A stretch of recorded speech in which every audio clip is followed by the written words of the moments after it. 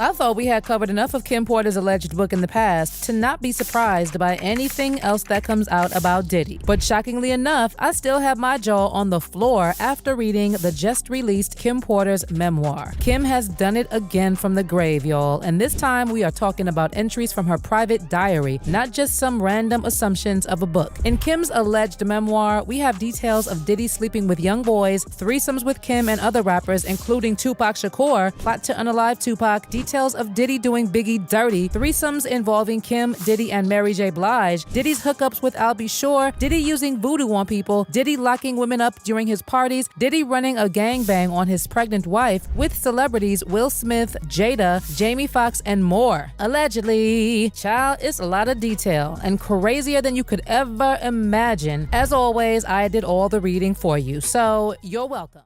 Hold on. Before we go putting out and spreading some bullshit, we gonna separate it.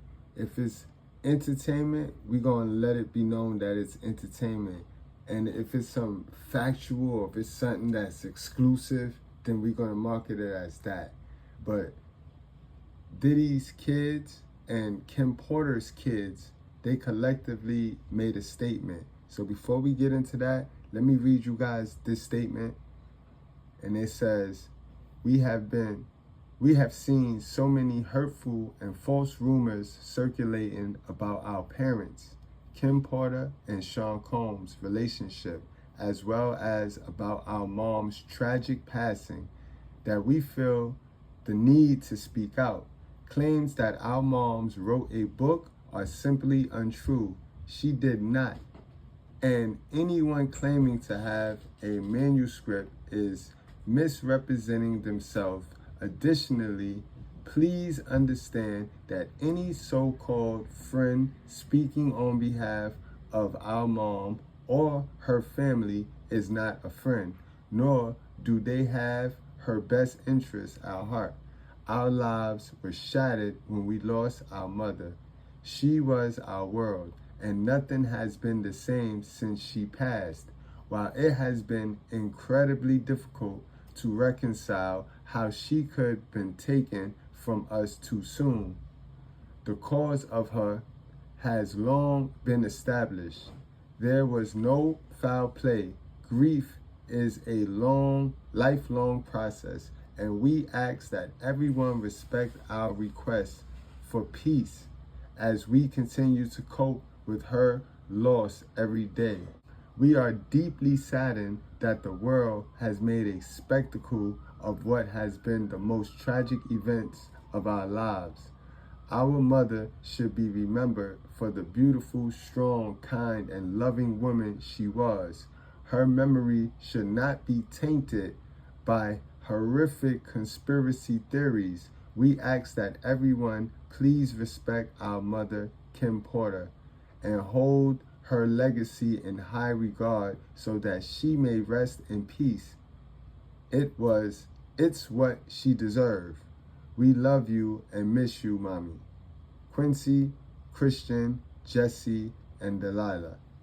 Guys, so now, in my opinion, this is entertainment.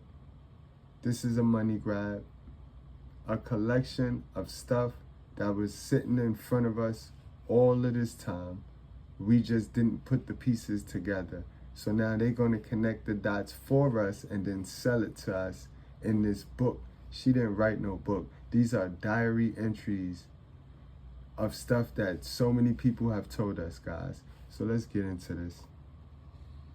So for starters, the 60-page book was published by Chris Todd, a Los Angeles producer under the alias Jamal T. Millwood, who alleges that the book contains details Kim Porter saved on a flash drive and gave to friends prior to her sudden death in 2018. The book, titled Kim's Lost Words, A Journey for Justice from the Other Side, centers around Kim's alleged diary entries about her chaotic relationship with Diddy. Although the book was released to the public on September 6th, it's now trending amidst Diddy's arrest in Manhattan and is actually actually the #1 bestseller on Amazon as we speak. Throughout the 60-page tell-all memoir, there are tons of twisted and uncomfortable accounts from their on and off relationship. And don't worry, if you don't want to read it or don't have the time to read it, I've got all the clips for you. Okay, the first thing that Kim describes in her entries is discovering and copying tapes that Diddy made of himself having intimate relations with underage male artists he was managing, including an alleged tape involving an 18-year-old pop star who later became famous. In the book, she claims to have discovered the videotapes on Diddy's bedroom vault and planned to make copies for herself to protect against any potential backlash when she left him. But as much as she was not shocked to see that the gay parties were a thing, she never could have imagined the things that she saw happening to the young artists like 2 hip-hop stars formerly managed by Diddy and the then 18-year-old pop star. So the names of these young artists are not revealed in the memoir, but Chris Todd specifically said that he was offered access to these tapes, including one involving a teenage pop star. He said, "I was given the memoir, 60 pages. I was also given a photo and told if I wanted to access the Diddy tapes, I could have that also." He also said that friends of Kim and Diddy who gave him the memoir also had copies of the tapes and that there had been attempts to sell them to Hollywood documentary producers. Even though the names of the young artists are not mentioned, I think we all have a pretty good idea of some of the people Kim was talking about, right? One of them is obviously Usher, allegedly. Well, I mentioned that earlier, that he said about Stevie J. The Usher part, that's a touchy situation, man. You know what I'm saying? Because I had a certain feeling and I felt a certain way when Usher got on Shay Shay, and I don't mean to mention other people's platforms, but he got on Shay Shay and he mentioned how great and how good Puff taught him and everything. You know what I'm saying? About the business, right? I know, and people know, that was around that in that time that Puff and Usher did have a situation. And that situation led Usher to the hospital. And the other one, the speculation is Justin Bieber. So check this out, yo. Justin, you ever seen the movie 48 Hours? Right now, he's having 48 hours with Diddy, him and his boy. They're having the times of their lives, like, you know, where we hanging out and what we doing. We can't really disclose, but it's definitely a 15-year-old's dream. You know, I have been given custody of him. You know, he signed to Usher. I'm signed to Usher. I had legal guardianship of Usher when you know he did his first album. I did Usher's first album. I don't have legal guardianship of him, but for the next 48 hours, he's with me, so... I mean, there are also allegations that another person Diddy had something with was Tupac Shakur, and Tupac is actually mentioned in the memoir. Even before that, about Tupac, we've had several people say in the past that Diddy was actually obsessed with taking Tupac's image, and he did everything he could to be just like him. Like, Diddy started dressing like Tupac, and he even started sleeping with the women Pac was sleeping with. For reference, Tupac had Sarah Chapman before Diddy dated her, and allegedly, he was also with Sally Richardson Whitfield before Diddy dated her. In addition, there have also been reports that Diddy wanted Kidada Jones after she dated Tupac, and Kim Porter had an obsession with Tupac, and Diddy ended up with her. But nobody know why Pac and Puff fell out like they did. You understand what I'm saying? Nobody know why. But Puff had an obsession with him for whatever reason it was, because he started wanting to act. He started wanting to rap. He had an obsession so bad that at his Grammy Award winning speech, he used the same speech that Pac used. Well, as it turns out, the obsession with Tupac was also because Diddy was very much romantically interested in him. And they even allegedly did some things. Yeah, that's what you know. Yeah. And what was Tupac doing at the party, yo? Him and Puff was there together. They was there, you know what I'm saying? Puff and Tupac was like a couple, it seemed like to me. It was just a lot of weird on it, you know what I'm saying? That's why I don't know how they about her or nothing like that. They was road dogs, you know what I'm saying? They even got pictures of him. He got on that blue sweater with the turtleneck Him and him hugged up like this with the black hat. Have you ever seen that picture? Yeah. That picture there, they was at that party that day. Yeah, it's just like a bunch of weird shit.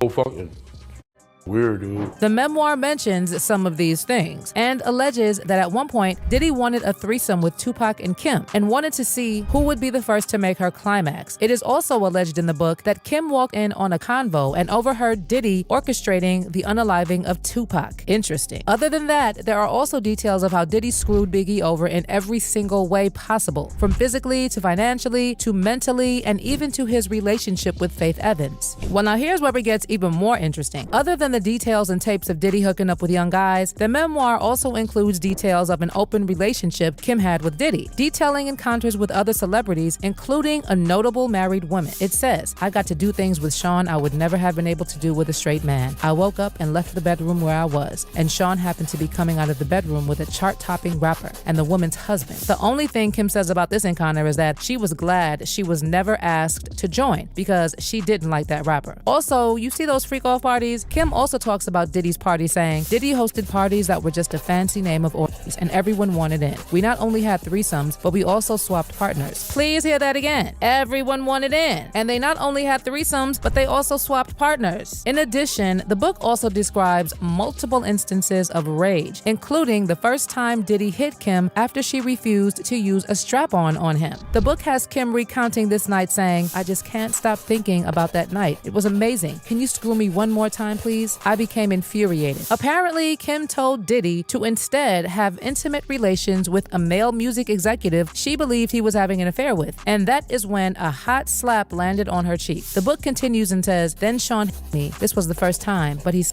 me hard before. Before I could form words, he began to beg. I'm sorry," holding my cheek where he hit me. I turned and ran off. That should have been it, but I guess I am a glutton for punishment. The book also recounts an alleged incident at Kim's apartment where Diddy forcefully slammed her to the ground and threatened her with a firearm. Kim wrote about this incident, saying, "He fiercely slammed me to the ground. Then he pulled out a .22 and set it on the end table. He knelt on one knee and got right in my face to say, 'You're mine. You don't have a choice in that now. I can't live without you.' He's a terrifying monster." Well, guess what? Jennifer Lopez also gets an honorable mention because the book also includes details of the 1999 nightclub incident for which Diddy made rapper Shine take the blame and made J-Lo lie about. Or she probably lied on purpose. They go raid Puffy's house, and they get all these videos of J-Lo doing this and J-Lo doing that.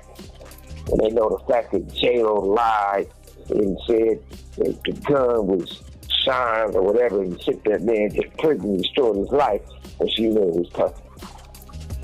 I'm quite sure they probably called and the FBI gave respect. A courtesy call of Ben Affleck. It's a white man who got respect in the white world. I'm quite sure they said, "We want to show you some things. It's about your wife."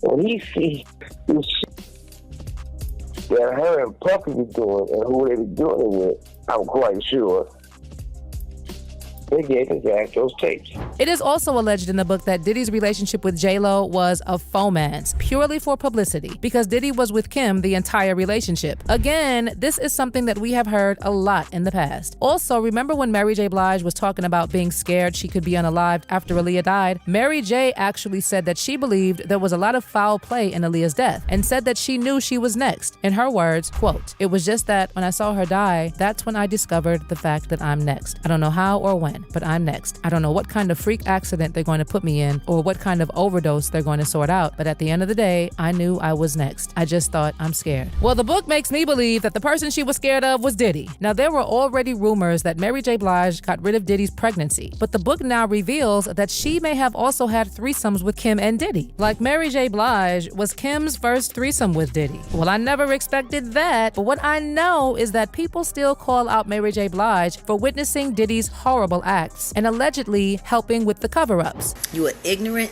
disloyal, ungrateful, and I'm going to call you a until you start acting like a woman, because that fancy dog collar that Puff got around your neck and has had around your neck for the past 30 years, it should have been done got tight. It don't feel like a noose, Mary. It don't feel like a noose being yanked around by a bunch at a time, but you want to pop fly. See, that's the other issue that I got in the industry. It's not just the dudes, it's the women, yo. You let the ass you up into talking about each other and hating each other and going against each other because you looking for favor in a man rather than looking to God. Puff Daddy ain't God, yo. On the other hand, there have been allegations here and there claiming that when Mary J. Blige and Diddy were together, she was definitely Cassied. She was definitely roughed up. And that may have been true because Mary J. actually said on her Amazon documentary that there are things she's been through that she'll never ever tell. So maybe she's been quiet because she went through the same things as Kim and Cassie. But maybe this might be a good time to open up, Mary. Okay, guys, some of the other things that are in the book are details of how Diddy started using voodoo and cursing people. And Kim said she didn't even know how to react to that. Allegedly, Diddy was making Kim have intercourse at 9 months pregnant with groups of people for energy harvesting and to keep his fame and fortune going. It actually says that he ran a gangbang on his pregnant wife with celebrities Will Smith, Jada, Jamie Foxx, and more. This, for me, was probably the worst thing. Forcing his pregnant wife to sleep with multiple people for energy harvesting? I mean, that's just sick and disgusting. Well, best believe that people are already reacting to the book, and one of them is Albie Shore, who shares a son, Quincy Brown, with Kim. Albie took to his Instagram to ask if the math is mathing and shared a screenshot of Extra's headline, Diddy's late ex Kim Porter revealed his twisted secrets and alleged diary entries. And in the caption, Albie wrote, 2009 through 2018, y'all said Albie Shore has lost his mind and told him to go sit down when he stated this verbatim over time. And again on the day of Kim P's M. Ignored by law enforcement when he shared what LKP told him out of desperation and warned him to watch his back as well. Bad things. Y'all said, please, somebody get Al some medical help. He's lost his mind. Speaking of Albie Shore, we know that he's been saying for years that he knows things. And while he's only spoken about Kim's death being suspicious, there is an excerpt from the book that alleges that Kim witnessed Albie Shore engaged in an act that caused her to be taken so far aback that she had to exit the room. I don't know if he actually read the book, but the excerpt says, I remember him saying, it's still weird seeing you with my friend, but you're happy, so I'm happy for you guys. Sean responded, thanks man, me and you, we've shared so much. Al replied coolly, word. The conversation took an odd and awkward turn when Sean said, we all been together but not together. I was shocked for a moment. As quietness lingered in the room, I asked, what do you mean by all together? Al shifted uncomfortably, but Sean didn't hesitate. You know how we sometimes invite other people into our bed? I couldn't believe it. Oh, hell no, Sean. This is my son's father. Al, say something. What Al said was mind-boggling. I don't know. It could be kind of hot. I miss you in that way. Although I couldn't believe Sean would do this, the truth was I still cared about Al, and this could be very hot. I just didn't want it messing up my relationship, and if things became awkward, how would it affect Quincy? So I asked, are you both sure? I imagined both of them inside of me. I knew this would be awkward. There would be some bumping of genitals, but what happened next, I couldn't have imagined in my wildest dreams. So is Albie Shore going to talk about these encounters? What if Diddy recorded the exchange between him and Albie Shore? Then use that as a means to blackmail him and keep him far away from Quincy. I don't know, guys. I don't know. What I do know is that the details in this alleged memoir are super wild. And if these things are actually in the flash drive that Chris Todd was talking about, then I don't think we know the full extent Diddy has gone to. There could be so much more and so much worse. When Chris was asked how he was able to get the flash drive containing the entries, this is what he said. I was lucky enough to meet someone that purported to have Kim Porter's flash drive. I know the celebrity source pretty well. I know how close they were to Kim and Diddy and all the people in the hip-hop community. This was supposedly for Kim Porter from the grave to come forward and tell her story. This is a dangerous situation and I didn't want to claim ownership of Kim's words, but now I'm willing to come forward because of the recent arrest of Sean Combs. Now that the federal government has finally acted, I feel safer to come forward. Chris Todd actually said that he has a photo of Kim Porter, which he said was taken in her bathroom at her Toluca Lake mansion around 2009. Anyway, as I conclude, the final entry of the memoir has Kim Porter falling fatefully ill, dramatically texting her friends, he got me, and then calling 911. And this means that she was possibly unalived to keep all those things in her alleged entries a secret. The only thing Diddy didn't anticipate is that she had already circulated copies to her friends. Well, like I said, the things in there are wild. And given everything we now know about Diddy, the scariest part is that they are actually believable. Of course, we also have people saying that the memoir is fake. Emphasized in the beginning, allegedly, guys, because you can see ain't much new stuff in this. This is the biggest money grab we're witnessing right now. We are witnessing a money grab. Anybody that they're about to start selling sneakers. They got books, all types of stuff. Now, am I saying the stuff and the content that's in this book, is it a lie? No, but it's exaggerated, guys. It's a combination, a collection of stories that we already know. We already been told. All right, guys? So I just want to keep y'all informed. Guys, we're going to be doing a live. We're going to be doing a live where we actually do the audio book. I'm going to play the audio book. It's about an hour long, and you're going to hear it for yourself, guys. All right?